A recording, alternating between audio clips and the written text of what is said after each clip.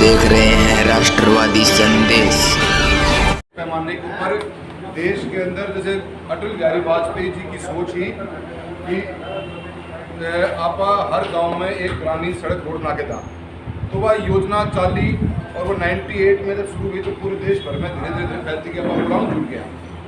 ऐसे ही देश के प्रधानमंत्री ने दीनदयाल उपाध्याय ग्रामीण ज्योति योजना, बाद में सौभाग्य योजना बनाई कि उस योजना के अंदर एक योजना निकाल दी, हर राज्य को कह दिया कि आप अपना हिस्से का पैसा लगाओ। पानी की बिजली की बनाई, जब राजस्थान के अंदर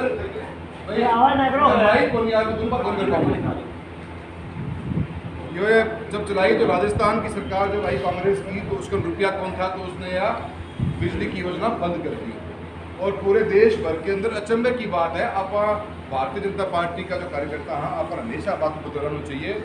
गांव की राजनीति में कुछ भी हो, पर आखिर में हर व्यक्ति ने मूलभूत सुविधा चाहिए होगा। और यह योजना आज मात्र राजस्थान स्थित प्रदेश है, पूरे देश भर के अंदर, जिसके पास में अपने गांव में बैठे हुए आखिरी व्यक्ति को रोशनी देने की कोई भी योजना नहीं है। अगर डाणी में कोई आज लाइट लेनी चाहे, घरेलू कनेक्शन की बात कर रही हूँ मैं, तो उसके अगर वो बात बिजली विभाग के अधिकारी के जाग हो तो उसके कोई भी योजना को नहीं कि क्या के तहत वो किसान ने, एक आम आदमी ने रोशनी दे सके। मेरी को कहे फिर एमएलए एमपी फोटो लगाओ, उनको नतीजों क्या फर्क पड़े हो। जब मैं पिछली बार सांसद हो, हमारी सरकार रही राजस्थान में भी, तो भाई साहब एमएलए के रूप में आ रहे हैं, तो अगर भारत सरकार राजस्थान सरकार में अपनी एक ही पार्टी, तो आप दोनों जना मिलके, दोनों पार्टियां दिल्ली की और जयपुर की मिलके आप राजस्थान चूरू जिले लोकसभा क्षेत्र में करीब 12 से 14 हज़ार गाड़ियां आप बिजली कनेक्शन दिया। आज मेरे अकेले चूरू जिले की बता रहे हूँ 13,000 नई डाणियों की डिमांड पेंडिंग पड़ी है, पर सरकार की योजना को ज़्यादा बात उनके नहीं। ऐ रूप में भारत के प्रधानमंत्री ने 2019 के बाद में एक योजना बनाई कि ये पीने की पानी की व्यवस्था अपन अब ठीक कर दें। देश 75 साल की आज़ादी बना रहा है, उस समय तक हर घर में टूटी का पानी पहुंच जाए। ये समस्याएं आपके एरिया में कुछ कम होंगी, पर ऐसे बहुत से क्षेत्र हैं जहाँ पे आज भी लोग पीने का पानी लेने के लिए कुएं पे जाते हैं या कहीं पीएसपी पॉइंट में जाते हैं, दुखी पाते हैं। और हमारी औरतें ज़्यादा घर में, माताएं बहनें वो ज़्यादा दुख पाती हैं। इसका भी एक फंड बना दिया कि अठन्नी हमारी 18 राज्यों की, अब सभी राज्यों ने उस 18 को कब्जा करने की बहुत कोशिश करी, पर राजस्थान इसमें पीछे रहा हमेशा ही, क्योंकि राजस्थान के पास में गहलोत सरकार में पैसा नाम की चीज़ करो। आज 32वें राज्य के अंदर हमारा लास्ट के 3 राज्यों नंबर आता है हमारा राजस्थान का, हम इस योजना का फायदा ले नहीं पाए। आज राजस्थान के अंदर मैं सभी के पास में मोबाइल चलता है, JJM के नाम का पोर्टल है, उस पोर्टल पे आप जाओगे तो आपको पता लग जाएगा आज कि राजस्थान कौन से पायदान पे खड़ा है। अंदर घुसोगे तो कौन सा जिला राजस्थान में अच्छा काम कर रहा है, कौन सा नहीं कर रहा। जिले में आ जाओगे तो कौन सी तहसील में काम कितना हो गया। अब चूरू लोकसभा क्षेत्र के अंदर करीब 4 लाख घरों को पीने के पानी से कनेक्शन देने का काम था। इसमें से नौर और भादरा में करीब 50,000 घरों में ऑलरेडी पानी टूटी से पहुंचा हुआ था। कैसे पहुंचा हुआ था? क्योंकि अपने यहाँ पे योजनाएं नहीं है, नहर को पानी आता है, अपन ने डिग्गी बनाई और गांव-गांव में पानी दे दिया, पर फिर भी बहुत वंचित रह गई। अब ये सरकार के माध्यम से अपने को नुकसान ही हो रहा है कि ये पानी हर जगह नहीं पहुँच पा रहा। अब अपना काम क्या है कि आज की तारीख पे पहले हम ये देखें कि क्या सभी घरों में पीने का पानी पहुँचने के लिए हमें चाहिए ढांचा कि पानी की स्टोर कहाँ होगी, पानी कौन सी टंकी से आएगा, कितने पाइपलाइन से आएगा। तो जो भी यहाँ का जनप्रतिनिधि बैठे हो, कि गांव में बैठा हो, हमारे गांव में ऐ बात को सबसे पहले ध्यान रखने की बात है कि मेरा पानी आवे करूँ गो, एक वो आके डटे कैम गो, नंबर 2 और डटे ने बाद में वो गांव में पहुँचे गो तो कितनी व्यवस्था है कि कोनी। हमारा मकसद है 55 लीटर पानी प्रति व्यक्ति 2041 तक की आबादी को मानते हुए हमने ये डिज़ाइन बनाया है। एक टंकी बन गई मान लो SLR, उस SLR की ताकत है 3 लाख लीटर की। एक गांव, उसमें कितने गांव जुड़े हुए हैं, हमारा पहला मकसद ये होना चाहिए कि उससे कितने गांव जुड़े हुए हैं। गांव गुना में आबादी कितनी आबादी, मान लो 3 गांव जुड़े हुए, 3 गांव की आबादी है 10,000 लीटर, 10,000 आबादी है, तो 10,000 मतलब 55 लीटर पानी प्रति आदमी, तो 55,000 5.5 लाख लीटर पानी हमारा हो गया।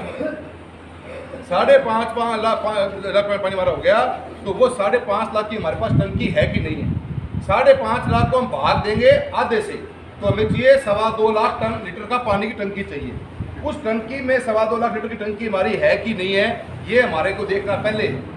मैं अभी बात कर रहा हूँ बड़े काम की, मैं गांव की गलियों तक नहीं आया हूँ अभी तक। पहला तो है हर व्यक्ति बैठा हुआ है, जो सरपंच है, बीडीसी मेंबर है, हमने इसमें राजनीति नहीं घुसाई बिल्कुल भी। टंकी बननी चाहिए, उस टंकी से उतने क्षमता के पॉपुलेशन जुड़नी चाहिए। अगर आबादी ज़्यादा है, अपन लगे टंकी कम छोटी पड़ सके, तो अपन टंकी एक और बनाने को काम करना। मैं यह मकसद से पहले यह वास्ता है कि टंकी अपन और चाहिए कौन सी। जतरा मैं थाना उदाहरण दूँ, धन्ना सर मैं अपना वाटर को स्टोरेज को काम है। धन्ना सर से सरदार शहर, रतनगढ़, सुजानगढ़, लक्ष्मणगढ़, फतेहपुर पानी जाए। हमारे के जो भी पानी है, उस पानी की 21 दिन की हमारे स्टोरेज होनी चाहिए। 21 दिन तक को जितना गांव जुड़ रहे हैं उनको पानी की व्यवस्था हमारे होनी चाहिए, क्योंकि कभी नहरबंदी आ गई, कभी कीमा तूड़े एक टंकी कम थी। मैं अभी 550 करोड़ रुपया को एक टंकी बनवा रहा धन्ना सर में, वह चूरू के कुछ क्षेत्र में काम आ। ऐसे ही वो टंकी बन गई, नई SLR बन जाए, नई पाइपलाइन बन जाए, ये हमारी प्राथमिकता है। टंकी बन गई, गांव में एक मंजूर होगी। टंकी वहां बनानी है जो सबसे ऊंचा पॉइंट गांव का हो। या भी अपन देख रही है, हमको राजनीति न घुसावा तो थे माने बताओ, मैं कलेक्टर हूँ और ऊपर अधिकारियों बात कराऊंगा, क्योंकि ये टंकियां जो ऊपर बनेंगी, ये ग्रेविटी के फोर्स से पानी का सप्लाई करेंगी, न कि कोई मोटर से। ये मोटर नहीं चलाएगी इसमें, क्योंकि मोटर न चलाने के कारण ही हम SLR बनाते हैं। SLR मतलब second level reservoir, second level की टंकी, जो पानी नेचुरली फ्लो से गांव की गलियों तक पहुंच सके। GLR मतलब जमीन के नीचे है, ग्राउंड के लेवल पे है, उससे हम मोटर से पानी घर घर पहुंचाते हैं। तो जहाँ SLR बन रही है गांव में, अपन स्पेशल ध्यान रखना है कि वह ऊंचे से ऊंचे पॉइंट पे बने, तो बिल्कुल परंतु अपन बताते हैं। अब आगे बात कि घर घर में कहानियों में हमारे को लाइन देनी है। जो लाइन जारी है, उस लाइन के अंदर इसमें 10% का हिस्सा हम सब जनता के लोगों का भी है।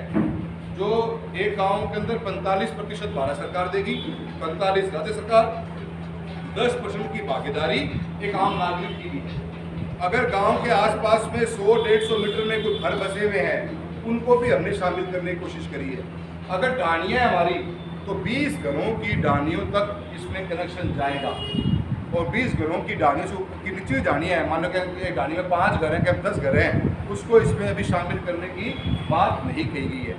तो अगर मान लो फिर भी हमें कह रहे हैं कि मान लो झुंड बना हुआ है, 3 डानी इन्हें, 2 इन्हें, 5 इन्हें, तो उनका एक बीच का पॉइंट लाके वहाँ पीने की पानी की एक PSP छोड़ने की हम व्यवस्था की बात कर रहे हैं। पाइपलाइन पड़ गई, गांव में CC रोड बनी पड़ी है, गांव में खरंजा बना पड़े हैं, कॉन्ट्रैक्टर आएगा सबको खाड़े फेंक देगा।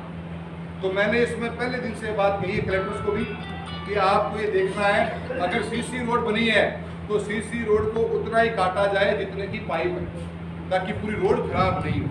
सरपंचों के मार्फत से और गांव की कमेटी के मार्फत से ये भी तय करना होगा कि भी जो थोड़ा थोड़ी कॉन्ट्रैक्टर ने करी उसको सही करके दोबारा से देगा, ये उसकी जिम्मेदारी है और कॉन्ट्रैक्ट का वो हिस्सा है।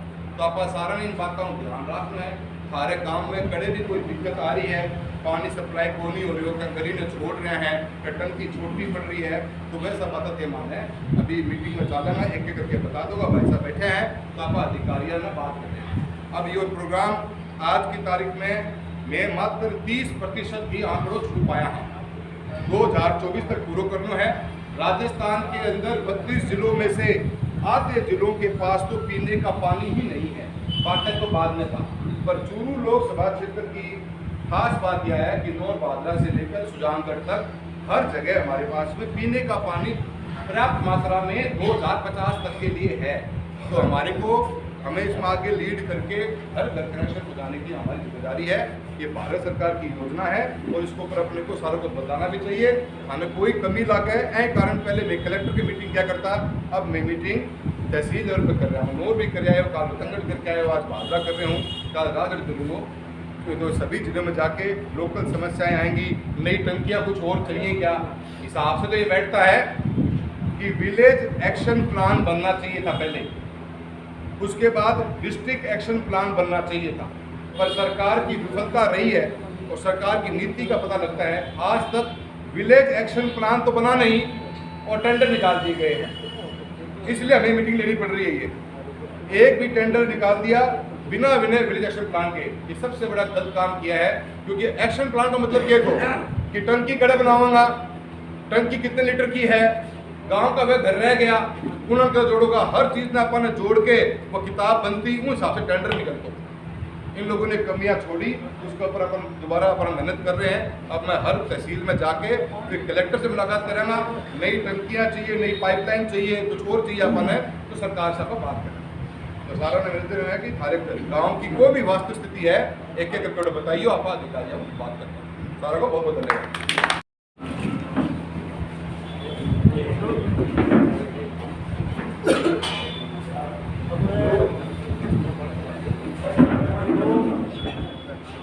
जो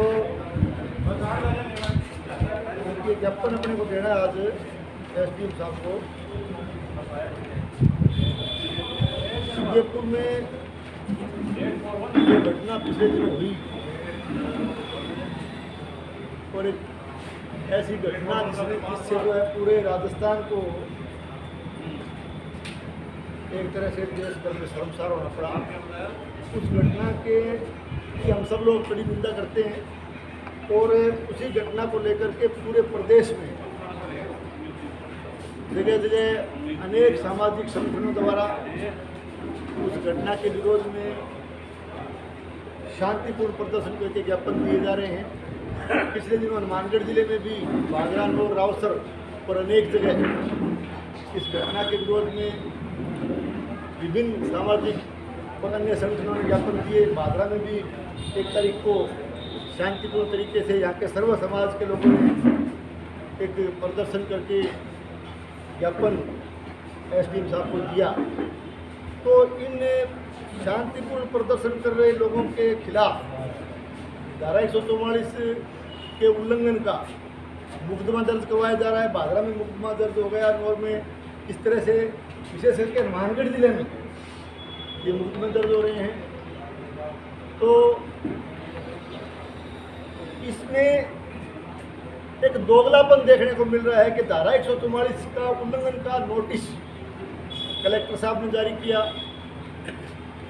फिर उसमें एक संशोधन का आदेश दिया कि ये सरकारी कार्यक्रम और सार्वजनिक कार्यक्रम इससे अलग रहेंगे।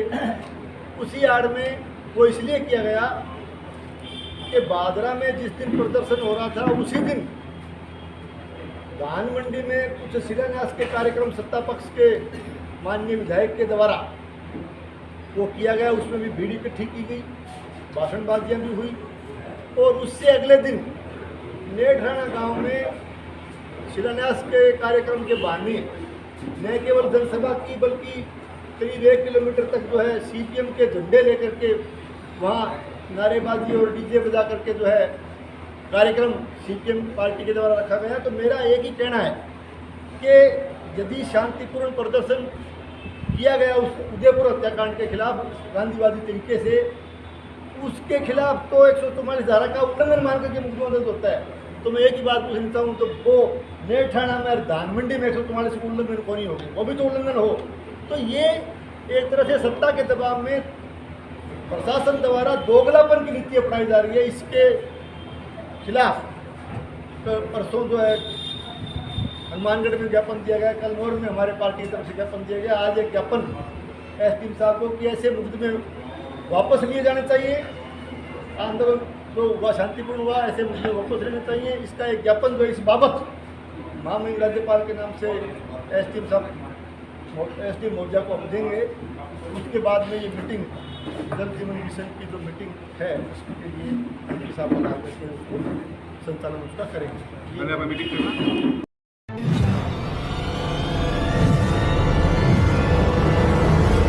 हमारा वीडियो आपको अच्छा लगे तो सब्सक्राइब करें, बेल आइकन दबाएं और लाइक करें।